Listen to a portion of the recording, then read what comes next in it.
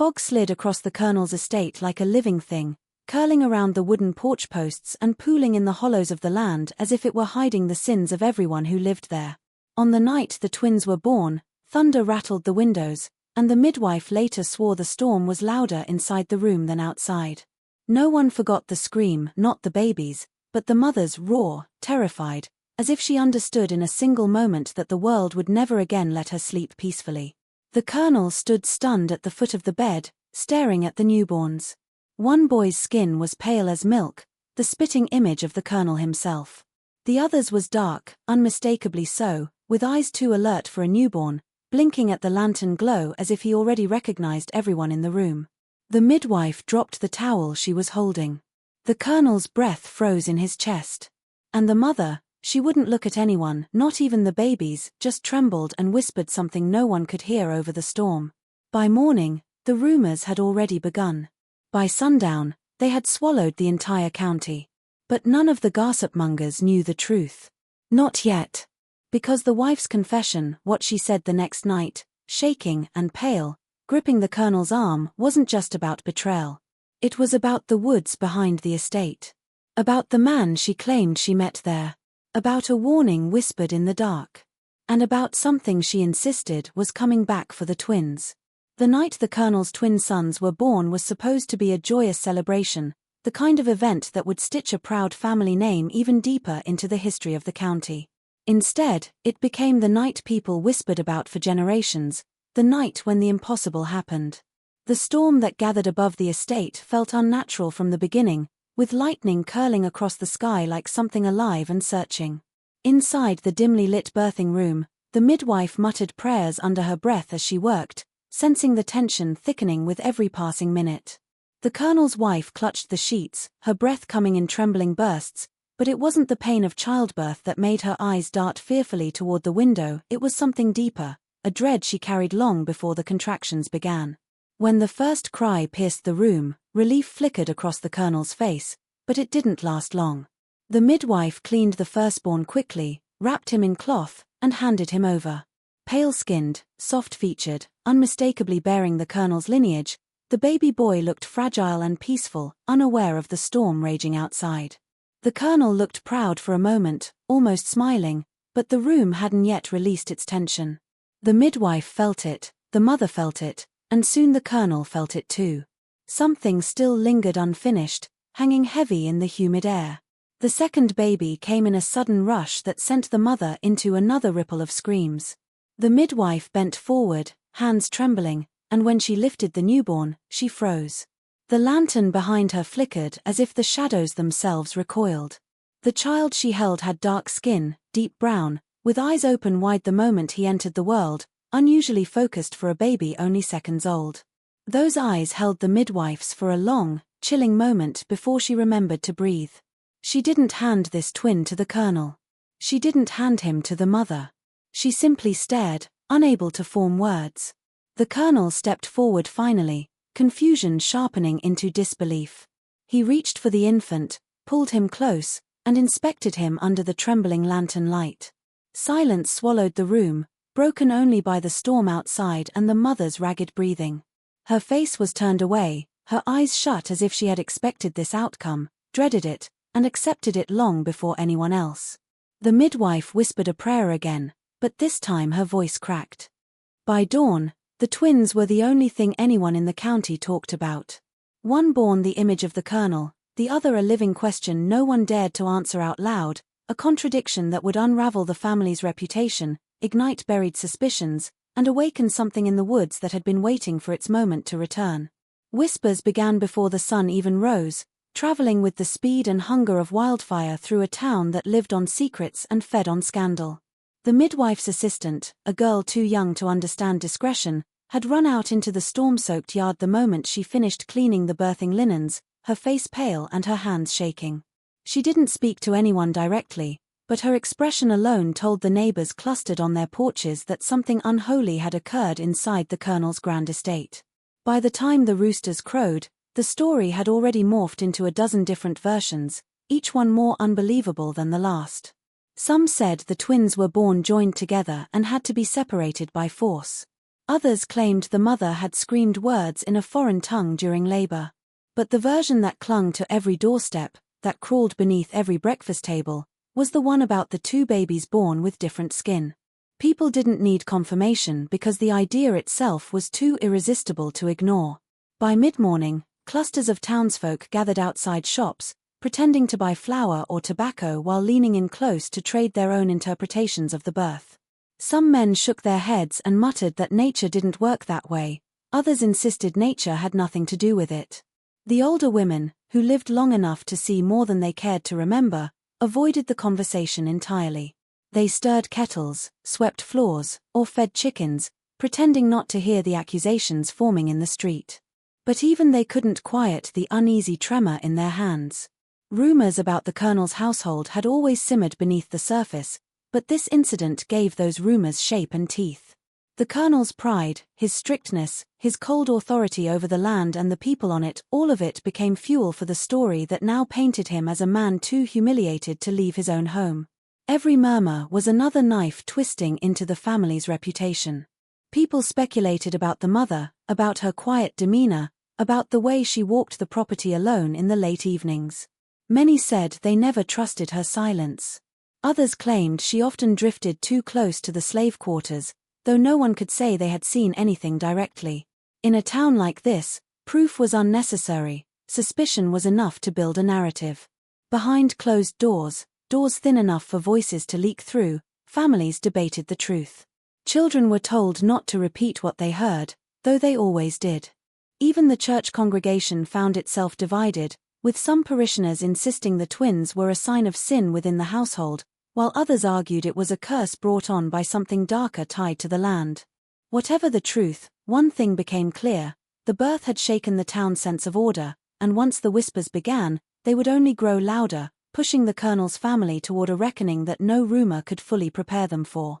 The colonel had always been a man who commanded the respect of everyone around him, not through kindness but through an unyielding presence that silenced entire rooms. He walked with the certainty of someone who believed himself untouchable, a figure carved from discipline, lineage, and rigid pride. Yet the moment he saw the second twin, the child whose skin said what no one dared to voice, something inside him cracked so violently that even he could not pretend otherwise. When the midwife left and the lantern smoke thinned, he retreated into his study, closing the heavy wooden door with a force that rattled the hinges. No servant followed. No one dared to.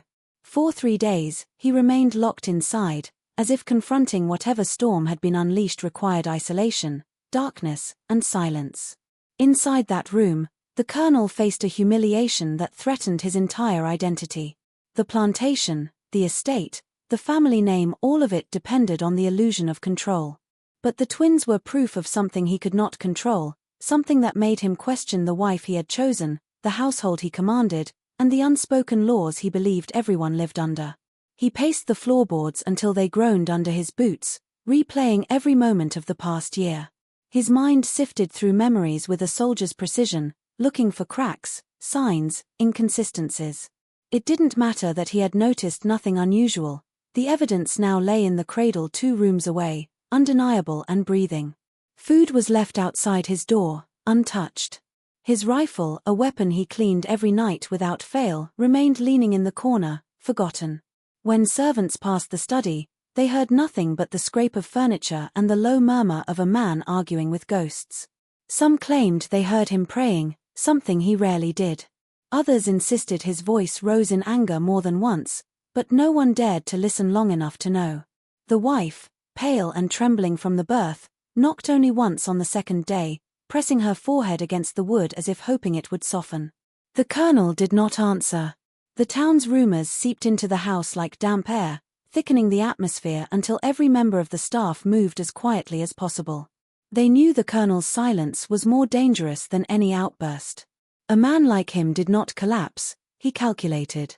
And when he calculated, there was always a cost. The longer he remained hidden in that room, the more everyone feared he was building toward something irrevocable.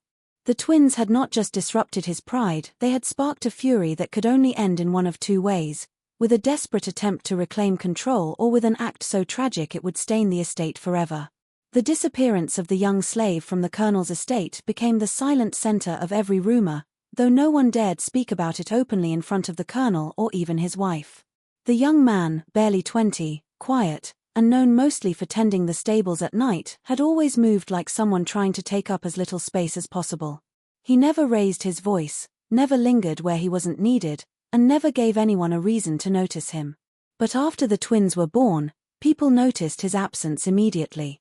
It wasn't the kind of absence that came from illness or permission. It was the kind that slipped away before sunrise, leaving behind the feeling that something had gone deeply wrong. The stable master was the first to realize he hadn't reported for his shift. At first, he assumed the boy overslept, but when he checked the small room behind the stables where the young man slept, he found the cot perfectly made, the blanket folded neatly, and the lantern unlit. It looked less like someone had left and more like someone had vanished into thin air. His tools remained arranged on the wooden shelf, boots by the door, and a small wooden carving he'd been working on sat unfinished, as if abandoned mid-breath. The stable master didn't report it immediately. Men like him had learned long ago that certain things were better left unspoken until absolutely necessary. But as hours passed, unease crept into every corner of the estate. By nightfall, the news reached the servants inside the house. Some whispered that the colonel had discovered the truth and taken matters into his own hands. Others argued the young man had run away, fearing what the birth of the twins would mean for him. But those who had known him best, other slaves, cooks, the older maid who often gave him leftover bread, shook their heads. They said he wasn't foolish enough to flee through the woods alone, especially with the storm still clinging to the ground like a living creature. And he certainly wasn't bold enough to abandon the only home he'd ever known, harsh as it was. The wife didn't ask about him, though her eyes drifted toward the windows every time someone mentioned the forest. The colonel, still locked in his study, seemed unaware or uncaring of the disappearance. But there was something chilling in that silence. Normally, the colonel noticed everything. The idea that he had not reacted made the servants wonder whether he already knew where the young man had gone. Outside the estate, the town added the disappearance to its growing list of dark speculations. People spoke in hushed tones about what might have happened in the dead of night, about the colonel's rage boiling behind that locked door, about the twins whose birth had thrown the household into chaos. Some even whispered that the young man's absence was not an escape or a punishment but a warning, one tied to the woods, to old stories that seemed suddenly less like folklore and more like prophecy. The wife's confession came at a moment when the house felt as though it were holding its breath, waiting for something to snap. The colonel had finally emerged from his study, looking thinner, harder, and more dangerous than before. His eyes, usually sharp with authority, now carried a wild edge, as if sleep had abandoned him and reason was quickly following. The servants scattered at the sound of his footsteps, and even the walls seemed to recoil from the tension that followed him everywhere he went. The twins lay in their cradle upstairs, one sleeping calmly, the other watching everything with unsettling awareness. And the wife, still weak from childbirth, knew she could not hide from what was coming. She had spent the last 2 nights trembling, listening to the distant echoes of the storm outside and the even louder storm inside the house, knowing the truth, her truth, would no longer stay buried. When she finally approached the colonel, he stood by the window, staring into the woods as though waiting for someone to emerge. She hesitated, gripping the edge of the doorframe for support, but her voice came out soft and steady, as if pushed by a force stronger than fear. She told him she had not been faithful, that loneliness had driven her into the woods one night months before, that she had met someone there in the darkness. The colonel's jaw tightened, but he didn't interrupt. She tried to explain how it had happened, how she never intended for anything to come of it, how she had felt watched for weeks, how the forest itself seemed to whisper her name. Her hands shook violently as she spoke, but the words kept pouring out as though she no longer controlled them. But what unsettled the colonel wasn't the confession of infidelity, it was everything else she said. She insisted she hadn't sought out the young slave. She claimed he hadn't spoken to her first, hadn't touched her first, hadn't even seemed fully aware of her until something else in the woods directed him. She said they weren't alone. She described hearing voices that didn't belong to any human, seeing movement in the trees even when the wind was still, feeling a presence standing behind her with breath cold enough to raise the hairs on her neck. The colonel's face paled, but she continued, saying she believed the encounter in the woods was not truly hers or the young man's choice, that something ancient, something hidden beneath the forest floor, had drawn them there. The final words of her confession were barely audible, but the colonel heard them clearly. She said the birth of the twins was not an accident or a betrayal. It was a consequence, one she felt deep in her bones. She whispered that whatever lived in the woods was not finished with them yet, and that the twins were connected to it in ways she couldn't explain, only fear. The discovery of the cabin in the woods began as nothing more than an attempt to escape the suffocating tension that had settled over the estate. A few of the farmhands, sent out to gather fallen branches after the storm, wandered farther than usual, driven by an unspoken desire to breathe air untouched by the whispers inside the house. The woods behind the colonel's property were dense and older than any living resident could remember, a place that held its own silence, its own laws, and its own secrets. Most avoided it unless absolutely necessary, but that day something seemed to pull them in deeper, as if the forest itself wanted to reveal something long hidden. The men spotted the cabin first by the faint curl of smoke that no wind seemed to disperse. It wasn't the thick, lively smoke of someone cooking or warming themselves, it was thin, grey, and reluctant, like a dying breath rising from a place that did not want to be found. They followed it carefully, stepping over roots thick as serpents and brushing past branches that scraped their arms like warning fingers. When the cabin finally came into view, it looked as though it had grown out of the earth, its boards warped, roof sagging, and windows darkened as if staring back at them. No one recalled ever seeing it on any map or hearing anyone mention it, yet it looked lived in, its door slightly ajar, the ground outside freshly disturbed. The closer they came, the colder the air felt. One of the men, a superstitious fellow who always carried a charm made by his grandmother, refused to step any nearer. He claimed he heard whispering, not from inside the cabin but from the trees above, as though the branches themselves were cautioning them. The others pushed forward, curiosity overriding fear. Inside, the cabin was small but cluttered, with objects scattered around that made no sense, bundles of dried herbs tied with red string, symbols etched into the walls, and a wooden bowl filled with ashes that were still warm. In the corner lay a thin blanket, and beside it, a pair of boots coated with mud identical to the kind found near the slave quarters. A broken lantern sat on a table, its glass cracked, as if someone had dropped it in haste. There was also a carving knife, the blade stained with something dark. The men exchanged uneasy glances. The cabin felt recently used, yet no one was inside. Worse still, there was a strange impression on the floorboards, like someone had knelt there repeatedly, or perhaps something heavier had dragged itself across the room.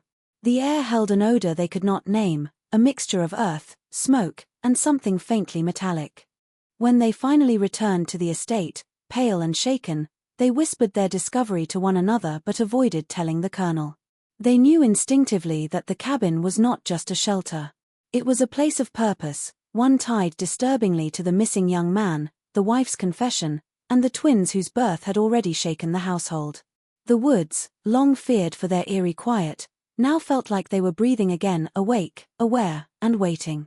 As the twins grew, their differences became impossible to ignore, not merely in the color of their skin but in the way they interacted with the world around them.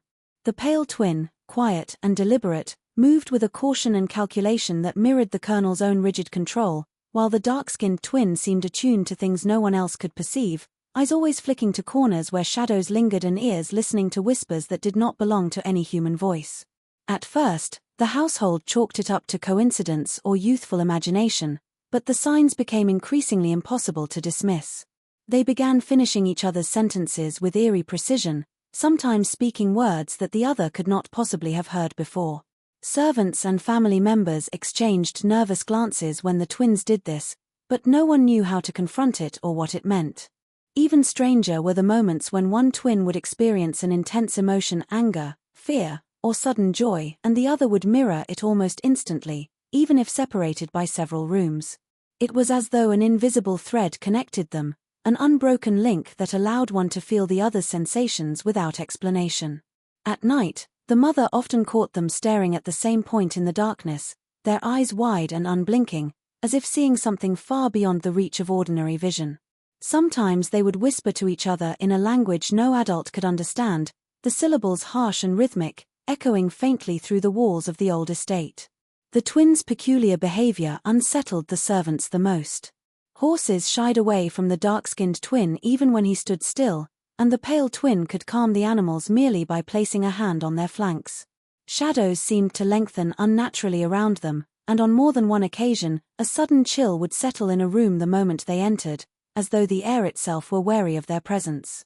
Even the colonel, a man long unshaken by threats to his authority, began to notice the unsettling patterns.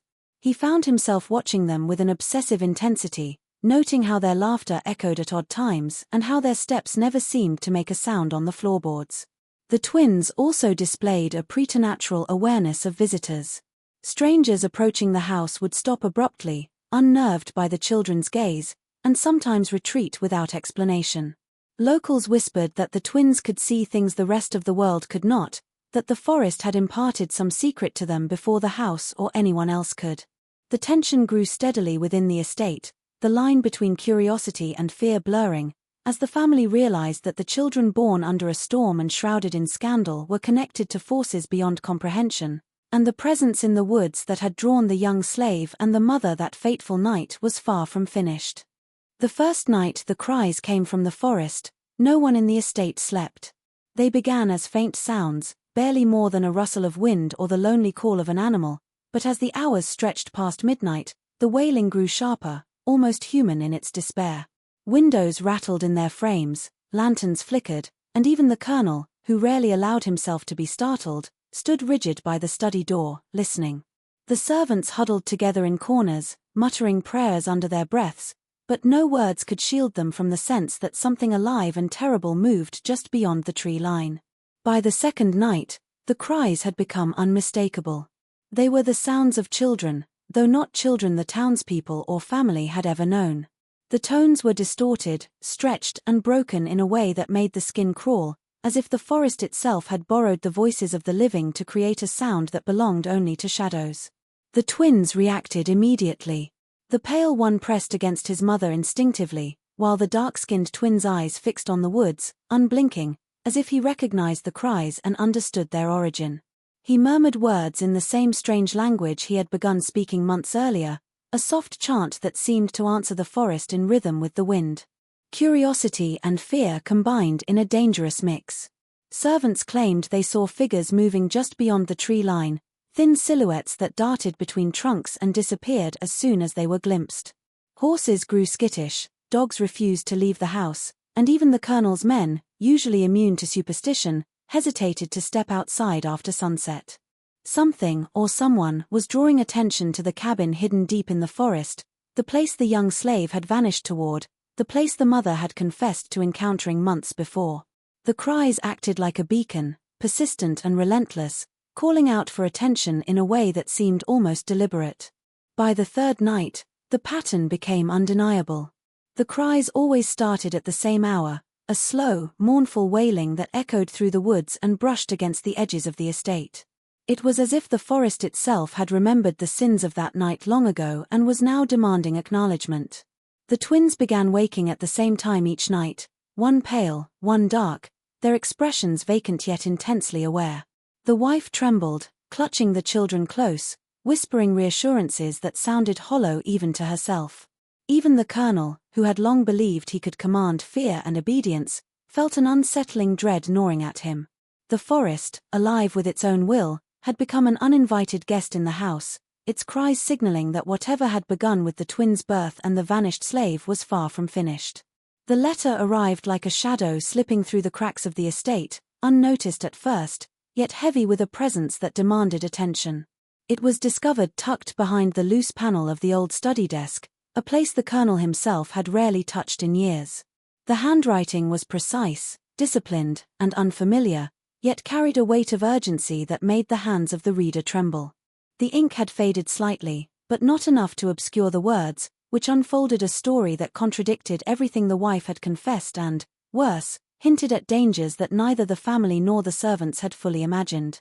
The paper itself carried the faint scent of the forest, of damp earth and smoke, as if it had been carried through trees and hidden under roots before it reached the estate. The letter's author claimed to be the missing young slave, though it was clear from the tone that he had been changed by time spent in isolation and by experiences far removed from ordinary life. He wrote of the night he disappeared, describing in careful detail the pull of the forest and the strange presence that had drawn him away from the estate. He spoke of whispers that guided his steps, of shadows that moved with intent, and of a cabin hidden in the woods that was both refuge and prison. Most shocking of all, he insisted that his encounter with the colonel's wife was not one of desire, nor of mutual temptation, but a manipulation by something older and stranger, a force that had been watching the family long before the twins were conceived. The letter went on to reveal knowledge of the twins, their abilities, and the unnatural connection that had formed between them. The young man warned that their birth had awakened something in the forest, something that would not be ignored and that now observed the family from the edges of every tree, every shadow. He described signs he had noticed in the children when he was still nearby, gestures, murmurs, and expressions that carried meaning far beyond their age. He claimed that the forest had chosen them for reasons the adults could not comprehend, and that it had used him as an instrument to ensure the twins' birth and survival. By the time the colonel read the letter, the reality of the situation pressed down on him like a storm closing in. His mind, once focused only on lineage and pride, now spun with questions he could not answer. The wife's confession no longer seemed a simple betrayal, it was a fragment of a far larger truth that reached beyond the estate, beyond the visible world. The letter suggested that everything, the twins, the missing slave, the cabin, and the cries in the forest, was connected in a way that was deliberate, inevitable, and terrifying. For the first time, the colonel understood that the danger surrounding his family was not just human, not just scandal or rumor. It was something older, something patient, and something that had been waiting for its moment to make itself known. The final revelation arrived not with a bang but with a quiet inevitability, like the slow collapse of something long held together by fear and ignorance. It began with small, almost imperceptible signs, the way the forest seemed to lean closer to the estate at night, the unnatural stillness in the air around the twins, and the occasional glimpse of figures slipping between the trees, always watching, never revealing themselves fully.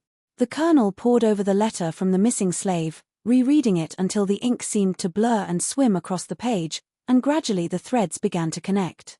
The story of infidelity, the disappearance, the hidden cabin, and the twins' unsettling behavior were all pieces of a pattern far older than any of them could have imagined. The twins themselves were the key. The pale one, bearing the colonel's likeness, was not merely a child of the household but a vessel of inherited pride, discipline, and authority, traits that had long dominated the plantation. The dark-skinned twin, by contrast, carried the forest's mark, a lineage tied to the young slave but also, inexplicably, to something older still, an ancient presence that had whispered through the woods for generations, guiding events toward a purpose hidden from human eyes. As the colonel observed them, he noticed how they sometimes moved in unison with the rhythms of the forest, the sway of the trees, the hush before the wind, even the subtle shifting of the shadows. It was as if the twins were conduits, bridging two worlds, carrying the weight of legacies both human and beyond comprehension.